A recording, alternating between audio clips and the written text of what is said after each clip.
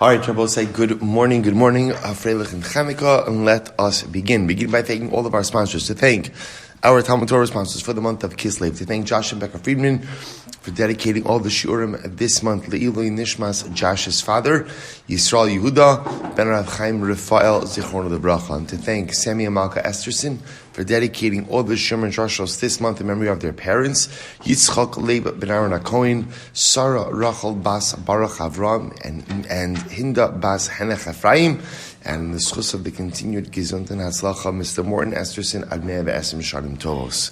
To thank the Pepper family for dedicating the shiurim this month, commemoration of the yahrzeit of Yosef Pepper, Yosef Dovid Ben Yaakov. And our Daf Yomi sponsors today, the Friends of Menachem Schoenfeld, in honor of his birthday.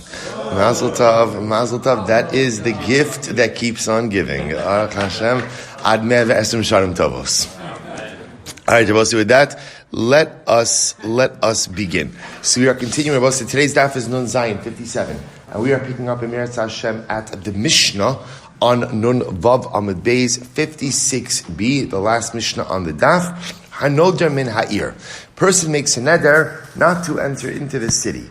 So what does that neder mean? So mutar likanis the tchuma shel ir. So we'll say a very interesting halacha. So they are permitted. They are permitted to enter into the tchum. Now, remember again, in halacha, every single city has a 2,000 amma boundary around it.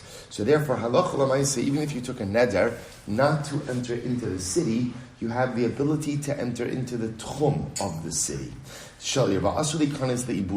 But you are not permitted to enter into what we call the ibura. And I will say this is actually very interesting. What's the ibura? If you look at the rush, bottom left-hand corner. So the rush in the wide lines, 3 lines up from the end of the rush. You'll see the rush there says, Ba'asr likanes le'ibura, shivim ama v'shirayim, shenosnim osa ibor le'ir. So I'll say, this is actually interesting. So ibura shal-ir is a 70 2/3 amma extension to the boundary of the city. If you remember again, we actually learned this in our Erevin days, right? That essentially the municipal borders of a city is automatically extended by 70 2/3 amma. That's called the Ibura Shalir, because the Rosh is just like, well, he says, Umehem Ba'ala Modedin Tchum Shabbos. So it's called Ibura, because just as the stomach of a pregnant woman extends, so too again, this Ibura Shalir extends the city. So just to understand what this does in halacha. What this does in halacha is, it says that the actual edge of the city is 70 2/3 amma from where the official city ends. So when we measure Tchum Shabbos 2,000 amos from the end of the city, in fact Tchum Shabbos is really 2,070 2/3 amos out, right? Because you measure the Tchum not from the actual edge of the city, but 70 2/3 amma out. So therefore, again, Allah Mishnah saying is like this. If I make an neder not to enter into the city, I'm allowed to enter into the tchum, but I'm not allowed to enter into the ibor. Here's the difference. The ibor is considered to be an extension of the city itself, versus the tchum, which is the tchum. So therefore, again, I can enter into the tchum, I can't enter into the ibor. Aval, hanodra min abayis, but if you make a neder not to go into a house, asr min ha'agov v'lifnei. You are not permitted to enter in from the doorway inside. And I say, if you take a look, if you take a look at the rush again, same place in the rush, mina agaf alifnim, mimakom hagafas hadelas. So the agaf we're translating as the door frame. That's the area where the door closes, right? So when the door closes, that area that the door occupies is called the door frame. So pretty much what that means is, if you make a neder not to go into a home, you can't enter. When the door is closed, you can stand outside that door, but once that door is open, you cannot go in. Now, the chap over here is, even if you're standing under what? The thickness of the door frame itself, you still can't enter into that home. From the we'll call it the width of the door frame in is considered to be inside the house. Beautiful. Says the Mishnah, Minalan di ibura de masa kimasa. How do we know that the ibor, the 70 2/3 amma extension of a city, is considered to be like the city itself. Amar Rabbi Yochanan Amar Kra, Vayibios Yoshua b'Yericho. So this is actually incredible. So the pasuk says, this is in the beginning of Sefer Yoshua, when they're planning the conquering of Yericho. So the pasuk says Yoshua was in Yericho. Yoshua was in Yericho. So the Gemara says, might be Yericho. What does it mean Yoshua was in Yericho? Ilema b'Yericho mamish. If you think it actually means that Yoshua was actually in Yericho. Let's remember again, this is before the walls came down, right? So before the city was breached. So if you think it actually means that Yoshua was actually in Yericho, V'aksiv, Yericho Sogeres and Misugeres. The pasuk says explicitly that Yericho was a walled city, very high walls, an impenetrable city. Ella, so how could it be that Yoshua is in Yericho? Ella, Shmamina Bi'ibura. Rather, we'll say, what must it be? He was in the Ibur. He was in the 70 2/3 extension of the city. The Gemara says, Ema. So we'll say, what do you see from here?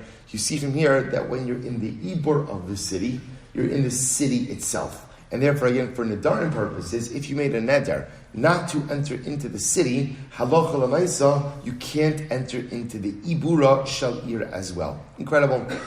Says the Gemara, Ema filu b'tchuma. Well, if you're saying that, maybe the Tchum is like the city itself as well, which I will say, by the way, is often how we go ahead and we look at Tchum. Right? Tchum is often viewed as an extension of the city. So maybe halacha l'maisa, again, the Tchum should be like the city itself as well. And therefore, if you make a neder not to enter into the city, perhaps you shouldn't be able to enter into the Tchum, to which the Gemara says, Haksib b'tchuma u'madosem michutz la'ir. When the pasuk speaks about the Tchum, what does it say? It says you should measure from outside the city. So what do you see from here? The Tchum itself is considered to be outside of the city. Good. Same for both. Number one, person makes a neder not to enter into the city. You obviously can't enter into the city itself. You can't even enter into Ibura, the 70 2/3 extension, but you are permitted to enter into the Tchum. Beautiful. Next. So what's the next halacha was, I make a neder not to enter into a home. So what's the halacha? I can't go ahead and enter from the door frame and in. Right? So that's the halacha. You can stand outside the door frame, but you cannot enter into the door frame itself. So or I should say, from the width of the door frame inward, you cannot enter. Says the Gemara, Aval mina agav v'lachutz lo. I will say, but from the doorway outside, it's okay. I will say, so just to understand something interesting. So just in the structure, in the way the Gemara is understanding or imagining over here the structure of a home. So I will say, you could have something called a mashkof. So and we're going to say this in just a moment. Just say this outside. What's a mashkof? How do we translate a mashkof? A mashkof is often translated as a lintel, right? The top part of the doorway. Agav is the door frame itself. What's the definition of a door frame here? So also, we often use these terms interchangeably, but you're going to see the Gemara is using them very distinctly. What's the door frame? What's the agaf?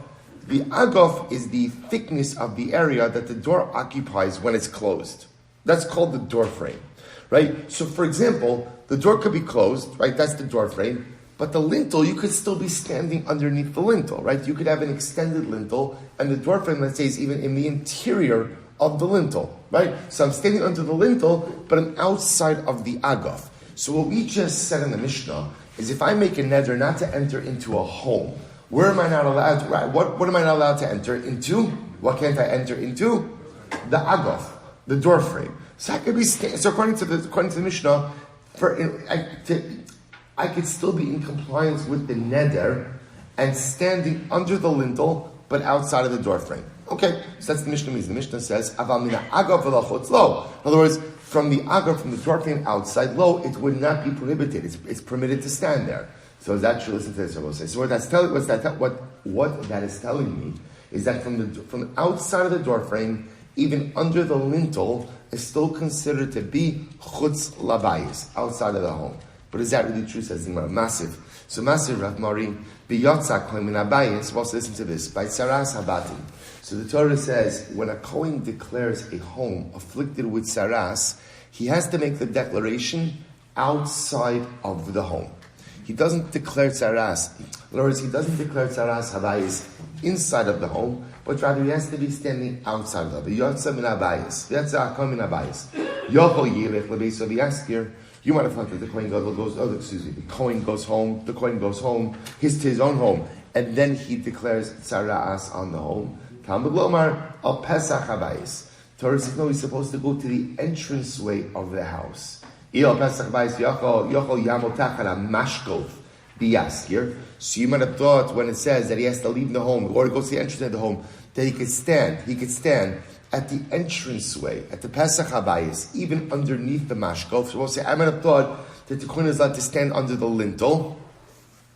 Talmud lomar min habayis ad sheyetzi min habayis kulo. Therefore, the Torah says, no. Before making the declaration, the Kohen has to leave the home min habayis till he leaves the home in its entirety. So haKohen, I will say, so what does this mean? So haKohen, or how does this materialize? Omeid b'sara mashkov v'yaskir. We will say when the Kohen wants to declare tzaras habayis, the Torah tells us he has to leave the home, but he has to be in proximity to the home. How do you leave the afflicted home but still be in proximity? You have to essentially be standing outside of the lintel. Outside of the lintel. What do you see from this Gemara? What do you see from this Gemara? That the definition of outside the home is outside of the lintel. Well, this contradicts our Mishnah. Because according to our Mishnah said, what's the definition of outside the home? Right? Outside the what? Outside the agaf, the door frame. But remember, you could be standing outside the door frame, but yet still under the lintel. So I will say, so which one is it? Which one is it? When am I considered to be out of the home? Is it when I'm outside of the door frame, like the Mishnah? Or is it when I'm outside of the lintel, like the discussion by Tzaras? To which the Gemara says, Minayim. I'm sorry, I didn't finish up. By Tzaras. How do you know about say? So ideally, the Kohen has to be outside of the home. What's the definition of out, but yet still in proximity? What's the definition of outside but still in proximity? Outside of the lintel. But how do I know that if at the end of the day, he made the Tzaras declaration while standing inside the afflicted home, or for that matter, after having gone back home to his own home, that such a declaration is valid. Tamalomar v'hiskiyas habayis mikol makom. So we'll say Torah says he has to go ahead, has to seal off the home. However, he sealed it off. Fine. So we'll say, so again, back to our problem. But now we have a problem. What's the problem? What is the definition of outside the home? According to the Sugya and Tzaras, the definition of outside the home is outside of the lintel. You can't be sitting on the lintel. According to our Mishnah, the definition of outside of the home is outside of the door frame, the agaf, which could still be under the lintel. So which one is it? To which the Gemara says, no. Shayni gabe bayis tichsev min habayis ad sheyetzi min habayis kulo. So we'll say, to which the Gemara says, it's not a contradiction. It's two different criteria. Ultimately, again, they will say, in this case over here, the Torah says, v'yatza kohen min habayis. That lashon of min habayis essentially tells us that the Kohen really has to be fully, holy, and totally removed from the home. The definition of being totally holy and fully removed from the home is outside, ultimately, of the mashkov. But for Nedarim purposes, what the Gemara wants to suggest is that halacha l'maisa, being out of the home means what? In other words, I will say, remember again, what's a neder? What's the neder over here? The neder is that I'm not going to get benefit from the home. At which point in time are you no longer deriving benefit from the home? Once you're outside of the door frame. Right? Once the interior of the home is no longer accessible to you, then by definition, the normative, what we call hanav home. Now, you could say, but 1 second, standing on the lintel gives me hanav from rain. So remember, by Nedarim, the overwhelming operative phrase that we always go with is, Nedarim halchu achar lashon b'nei adam. We always go with the way colloquially people speak. So remember again, when a person speaks of benefit from their home, what type of benefit are they referring to? Interior benefit. So therefore, when I make a neder not to get benefit from my home, the understanding of that ultimately is interior benefit. So therefore, if I'm not allowed to derive interior benefit, up until what point in the home am I able to access? The door frame. You can't go past the door frame, because once you go past the door frame, I will say, where are you? Once you go past the door frame, you're inside. As opposed to by Mitzorah, there's just a different set of criteria. The Torah says, min habayis, the declaration of Tzaras HaNoam has to be taken when you are totally outside of the home. So we'll say, see, it's just two different sets of criteria. By Nedarim, when people talk about Hanoch from a home, it's interior benefit. Therefore, you can't access the interior. At what point in time have you accessed the interior of the home? When you're inside of the door frame. Inside the door frame. By Mitzorah, the Torah says, where does the declaration have to be made? B'yatsa haKohen min habayis. He has to leave the house in totality. At which point in time have you totally left the house? Once you exit the lintel. So therefore, it's not a contradiction, just simply two different sets of criteria. Incredible. We'll say top of Nun Zayin, 57a. Konam peros ha'elu alai. We'll say a person makes a neder. Ultimately, again, these fruit should be konam to me. Remember again, konam is a kinui, right? Is a similar or equivalent term to karban, right? So a person essentially saying is these fruit should be like a karban to me, or konam peros ha'ilu alai, konam heim alpi, they should be konam to my mouth. Konam heim lifi, they are konam to my mouth. What's the halacha? Asher b'chilufeihen or b'gidulein. Now we've actually seen this already quoted. Right? The halacha is not only are you not permitted to partake of those fruit themselves, but even if the fruit are exchanged for something else, or even if the fruit are replanted and now something new grows from it, you're still not permitted to benefit from the exchange or from the growth. So now I will say, what's the logic? We've seen this already before, but let's take a look. Look at the top ran, left-hand side of the page. So the ran says very simply, different maschel, korna peros ha'ilu alai, kornim lifi, kornim heim lifi, asur b'chilufei megilulein. The ran says, mishum techevan sheparat hadvarim hane'esarim alav shavinu ala aleike hekdish umishum hachi misar b'chilufei megilulein ki hechi techilufei hekdish v'gidula v'asiri. Rabbi say, in this case over here, remember, you are being item specific. Right? So a person is saying, konam peros ha'elu. These fruit should be konam to me. So what are you effectively doing? You're making the fruit hekdish. Now by making the fruit hekdish, they take on the status of hekdish. We'll say, what happens with hekdish? If you exchange hekdish for something, ultimately again, even the exchanged item retains sanctity. If you go ahead and replant hekdish, that which grows retains sanctity. So therefore again, by making these peros like hekdish, you've endowed them with similar status. Good. However, sha'ani ochel v'sha'ani toim. But if a person says, right, that taking a neder, I will not eat, I will not taste, mutar b'chilufein u'b'gidulein. Ultimately, again, in that case, he is permitted to get benefit from any item that the prohibited item is exchanged for, or even if it's replanted. Once again, take a quick look at the ran. So we're skipping a little bit on the ran. Look in the wide lines now. 2, 4, 6, 8, 9 lines into the wide lines. Shani ochal v'shani toim mutar b'chilufein u'b'gidulein.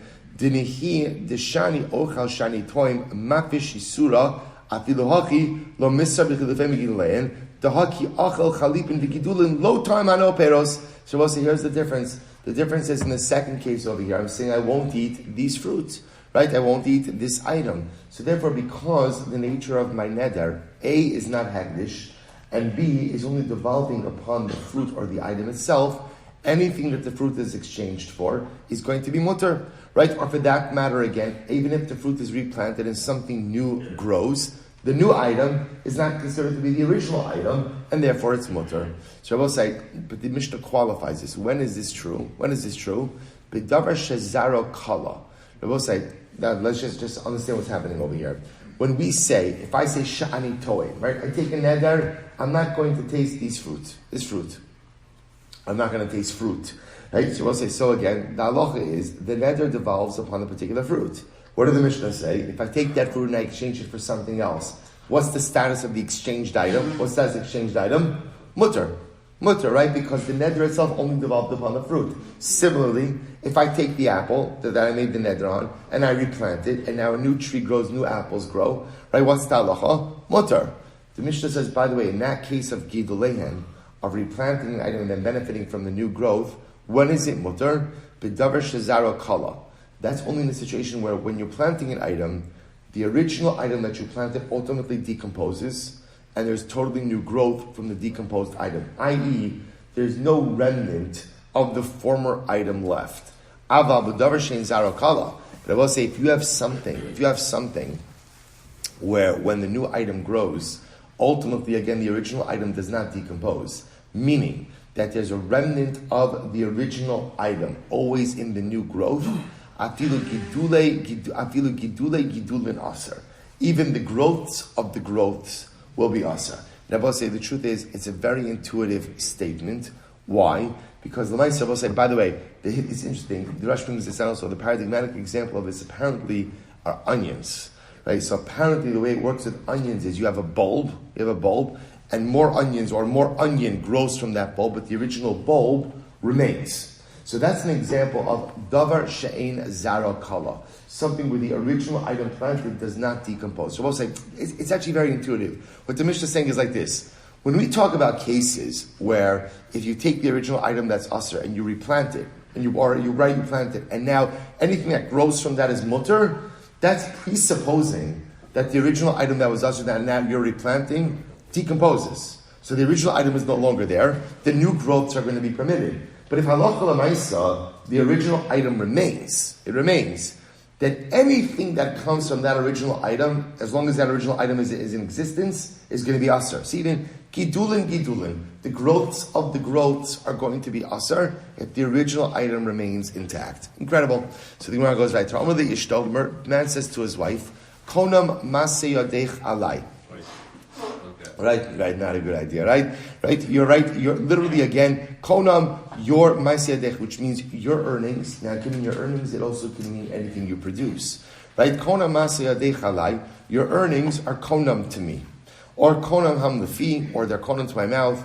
Right? Konam haim alpi, they are asr unto my mouth. Konam haim lifi, to my mouth. Asr b'chilufein u'b'gidulein.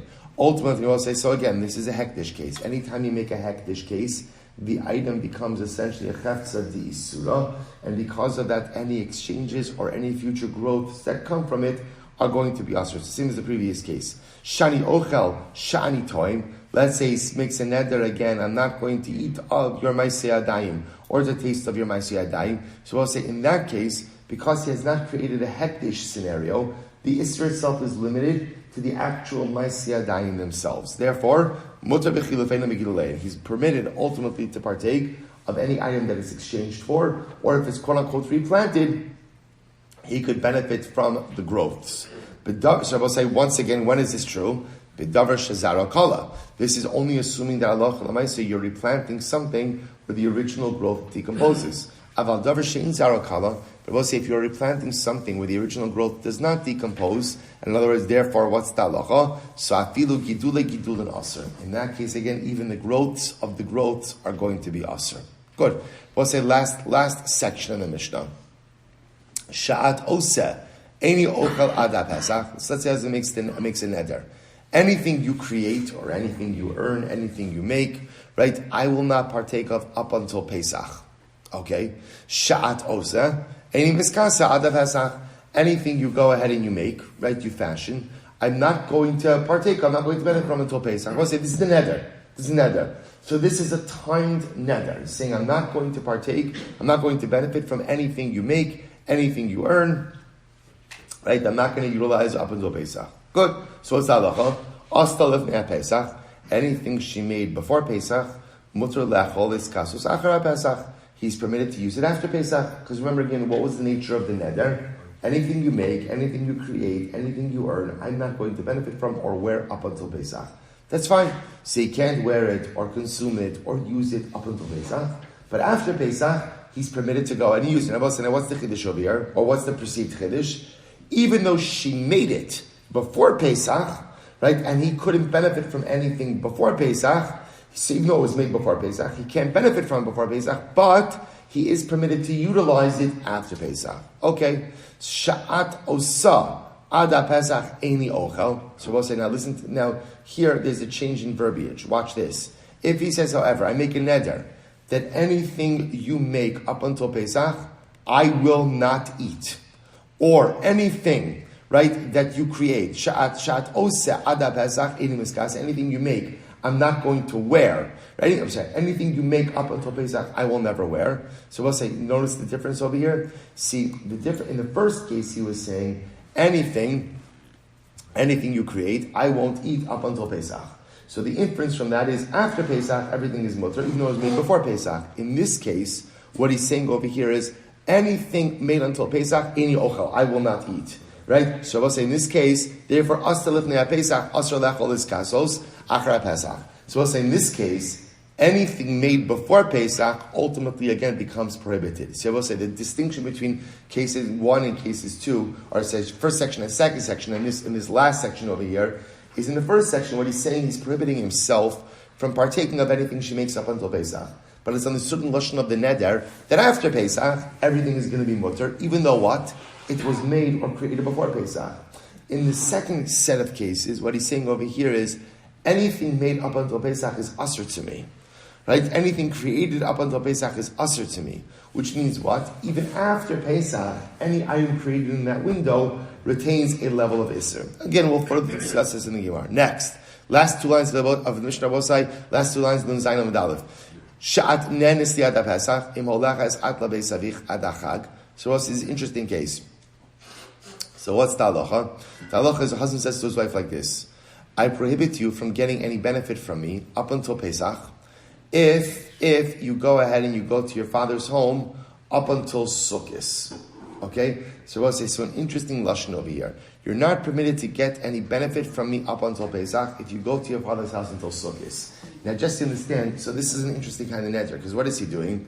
He's prohibiting hana upon her for a defined amount of time, up until Pesach, but yet again, the neder is triggered by behavior that extends all the way up until Sukkot. Right? So remember again, if you could imagine, he's standing over here, maybe even in like the 27th of Kislev, for example, right?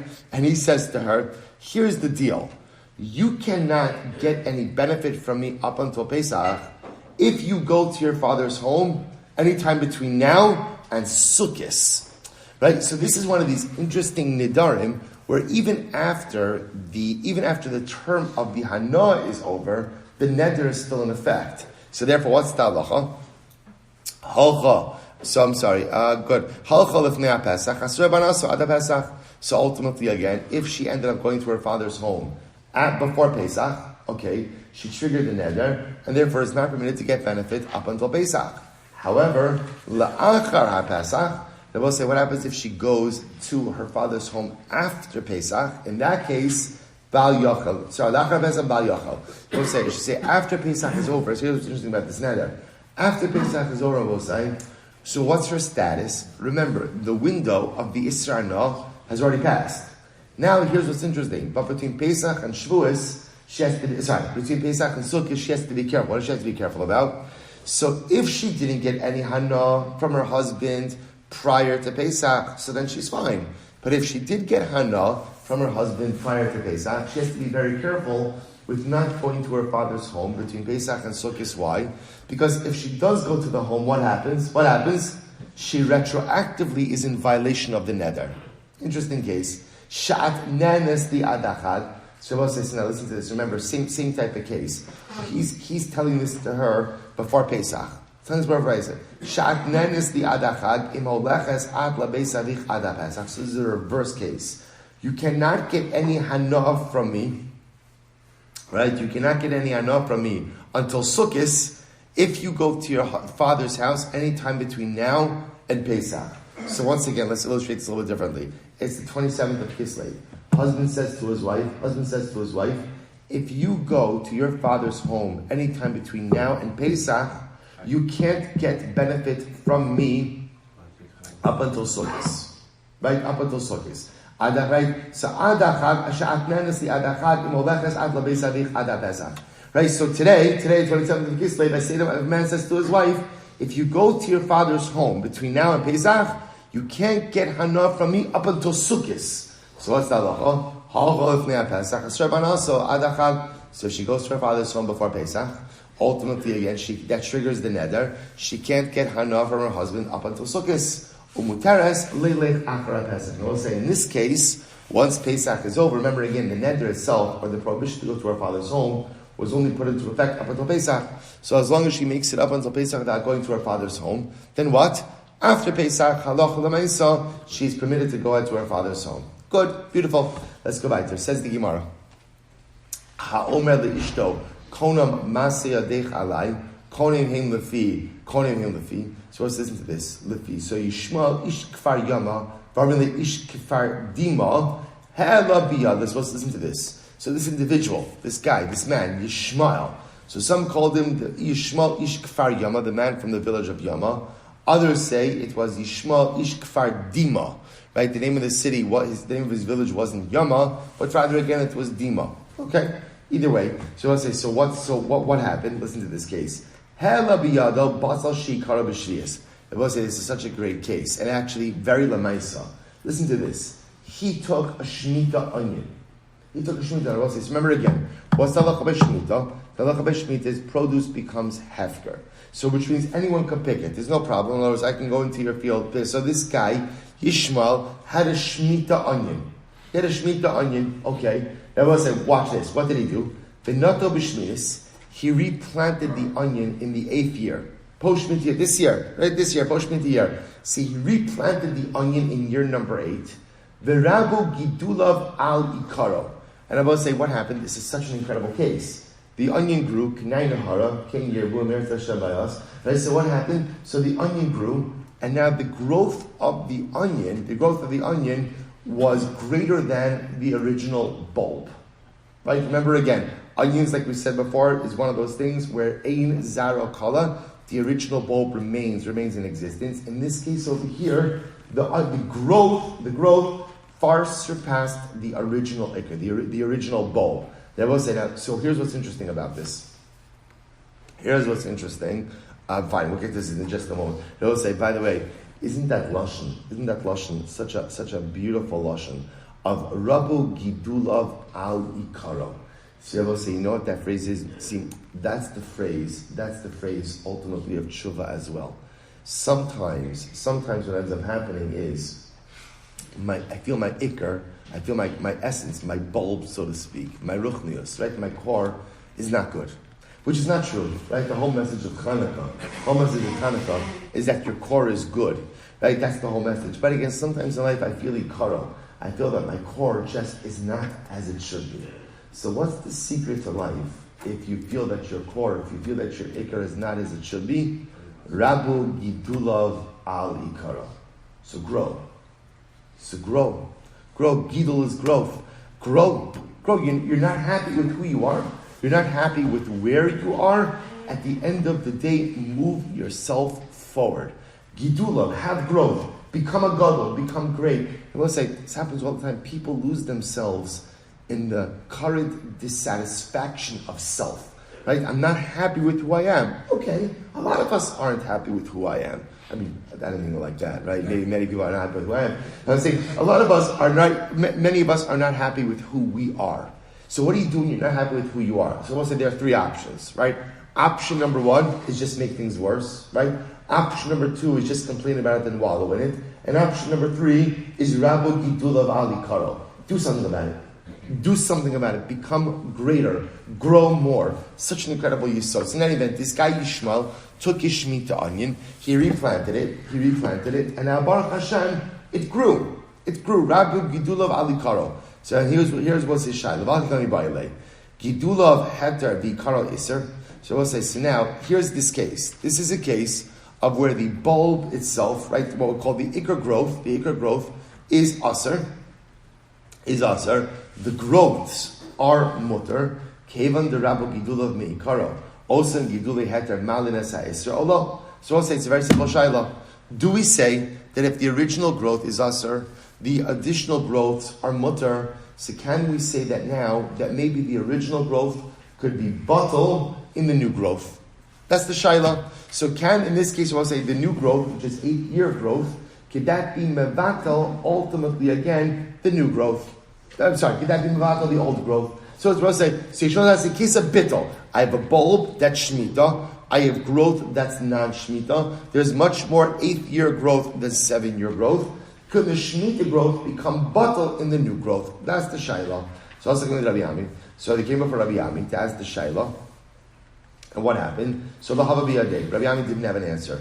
Asad Rabbi Yitzchak Nafcha, they came before Rabbi Yitzchak Nafcha and said it says, Pashat Leimin Hada. The both said, this is incredible. So Rabbi Yitzchak Nafcha answered this question from the following teaching. The Amr Rabbi Chanina, Trisa, Amr Rabbi Yanai, Basel Shal Truma. Wow, both says, watch this, similar case.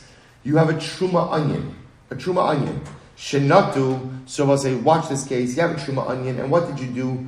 You replanted the Truma onion, and once again, the growth far outpaced or far surpassed the original bulb. So now I have a bulb of Truma, new growths of non-Truma, so we'll say, what's the halacha? Mutter. Ultimately, again, the onion is now mutter. And we'll say, take a look at the Ran for just a moment. The Ran is actually kind of almost right across. Batal shal truma shenatov rali gidula valikaro mutter kelomar delo havi truma da'asu gidula umevatlin ikar. So we'll say, so again, the Gemara is saying, oh, it's pretty incredible. So now, when you have new growths in the onion, the new growths of the onion essentially allow you to go ahead and be mevatel the original truma bulb. Now, by the way, the Ran just points out there's something very interesting. He says, "Miu tevel havi tehabatlu gidula v'sa'ikar u'tekaminon mutar lomer depakashim truma minei v'shari b'achilas harai." So we'll say, so just to understand, just practically in this onion case, what happens when the new growth of the onion far surpasses the original truma bulb? What's the status of the onion? What's the status of the onion? Mutar. But I will say, just the Ran says it's mutar, but by the way, it's tevel. Tevel means what? Untithed produce. So this is just important, that halacha l'maisa, again, it's untied, so therefore you have to tie that again. In any event, but what do we see from here? That when you take an original prohibited item, and you replant it, and now again, there is a new level of growth on that item, the new level of growth has the ability to be mevatel the original isser. Incredible. Therefore, I will say, applying this back to the Shemitah case, what should be the halacha by Yishmael Shemitah onion? What should be the halacha? Mutter, because again, the 8-year growth far surpassed the Shemitah growth, and therefore it should be mutter. Incredible. So the Gemara says, Shavik mar train va'abed kechad. So Rabbi Yirmiyah, or some say Rabbi Zrika, said back to him, how could you do this? You have set aside 2 opinions in the favor of 1. So the Ran says over here, Shavik mar train, Rabbi Yonas on this relay, the lo asu gidulav. So we'll say very interesting. So essentially what they're saying is like this. You took the opinion of Rabbi Yanai, and instead you set aside the opinions of Rabbi Yochanan and Rabbi Yonasan, who both disagree with this premise, as we're going to see in just a moment. They both disagree with this concept that new growth has the ability to be mevatel old growth. So watch this. Gemara says, Maninu Trey. Who are these 2 opinions who disagree? Here we go. Rabbi Abba and Rabbi Yochanan. Yolda Shesifka Bizkena Uba Peros. Suppose this is an interesting case. If you have, I'll say, by the way, I just want to point out once again, to me, it's just so striking. So I'll say, what's the machlokes over here? What's the machlokes? Can new growth be mevatel old growth? And we'll see here how profound that is.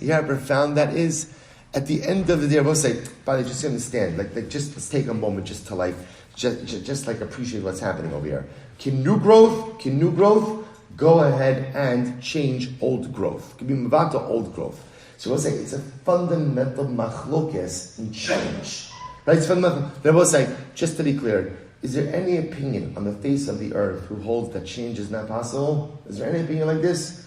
Yes. They're just not Jewish. Right? In other words, there are plenty of opinions like that. There are plenty of people who say change is impossible. Plenty of people who hold that it's all nature over nurture, and that's it.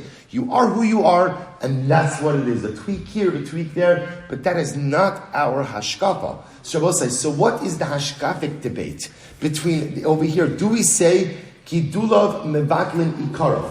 Do we say new growth can be mevatel old growth? And I suppose it's very exciting. Listen to the raging hashkafic debate that's happening over here. So we'll say the opinion that says that ultimately new growth can be mevatel old growth. What does that mean?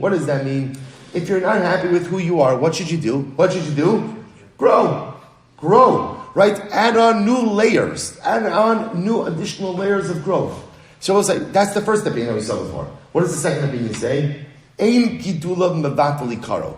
New growth cannot be mevatel old growth. We'll say, what does that mean? What does it mean hashkafically if we say new growth can't be mevatel old growth? So you both say, just growing does not affect change. How do you affect change, I'll say? How do you affect change? You have to go back to the original growth and be metaking that. See, I will say, there are two different models of change. Sometimes people look at change as adding on new layers, adding on new things, doing things differently going forward, and that's beautiful. But not necessarily addressing the original bulb, the original growth. And I will say there is a model of change like that. That sometimes addressing the original growth is just sometimes too difficult. The original bulb, too difficult. So instead what I'm just going to grow is more layers, more beautiful. But the second opinion, hashkafically, is saying, no, adding on more layers is very nice. But true growth only comes from tackling your bulb. True growth only comes ultimately from looking at your core, figuring out ultimately what is wrong with it, what is flawed within it, what is broken within it, and finding the courage to truly address it. Two different models of change. In any event, okay, so that's the hashkafa. Back to the halacha. So let's say, so now watch this. Interesting case, let's at least start this today. Yolda shesivka biskena. So we'll say over here, you have a brand new tree. Now Yolda means a tree that's still in its early years. Remember again, there's halacha of arla. Arla means for the first 3 years of the tree's existence, you cannot go ahead and partake of its fruit. So let's imagine the following scenario. You have now an arla tree, and you're grafting it with an older tree. Now the older tree has already left its arla state. Okay, so now watch this. So Yalda shesivka biskena, you've grafted a younger tree with an older tree. Uba'a peros. Now the Yalda, the younger tree, in its first 3 years, already has fruit. So you're adding now, if you can imagine, the older tree to the older tree and with younger fruit. What's the halacha? Afapi shosifa masayim. Even though now the new combined growth is more than 200 times the growth of the Yalda, nevertheless, asr. Ultimately, again, it's asr. Now we'll say, what does that show you? Why is it asr? Because ultimately, again, new growth on top of old growth is not mevatel, the old growth. Right? So new growth on top of old growth, right? A gidulam is not mevatel ikara. So since over here you have an ikr of arla, that ikr of arla is not batal with brand new growth, even if the brand new growth is 200 times more than the original growth. Another example of this, Batzal shenato bekerem. I will say, if you planted an onion in a vineyard, asr, that's called klaya kerem. So you planted an onion in a vineyard, you're not allowed to do that, no forbidden mixtures in a vineyard. V'ne'ek kara kerem, and then I will say, what happened? You uprooted the vineyard, but still the onion grew, asr. The onion ultimately, again, is going to be asr. So I will say, what do you see from here? According to these opinions holds that new growth is not mevatel old growth. So Rabbi say, what we are left is just to understand what's happening over here. So remember again, how did this whole thing start? Who started this whole mess? Yishmael. Right? Yishmael from Kfar Dima started this whole mess. Right? How did he start the whole mess? He took a Shemitah onion, replanted it, much new growth, and came to us with the Shaila. What's the Shaila? Is the new growth mevatel the old growth? The new 8th year growth mevatel the 7th year growth? And Rabbi say, it turns out that what's the answer to that? It's a machlokes. A fundamental yesodistic machlokes as to whether or not we hold that new growth could be mevatel old growth. So we'll stop over here for today. Ultimately, we're leaving off this machlokes, resolution of the machlokes, halacha ma'aseh b'Shmuel's case, and Yahrzeit Hashem tomorrow. All right, Chevron Zoom, great to see everyone. Have a good day. Freilich and Chanukah.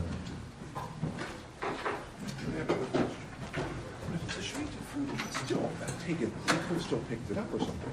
No, you claimed the Shemitah fruit because you... Right, but Shemitah fruit has sanctity. So as such, it has to be consumed in a certain way. So it's not an Israel. So you could eat it. But again, how you eat the Shemitah fruit is fundamentally different. So you can't just put it in there. Okay. So it's Correct. more than just... So really what it's asking is, does the growth have Shemitah sanctity? All right, I got it. Okay. All right.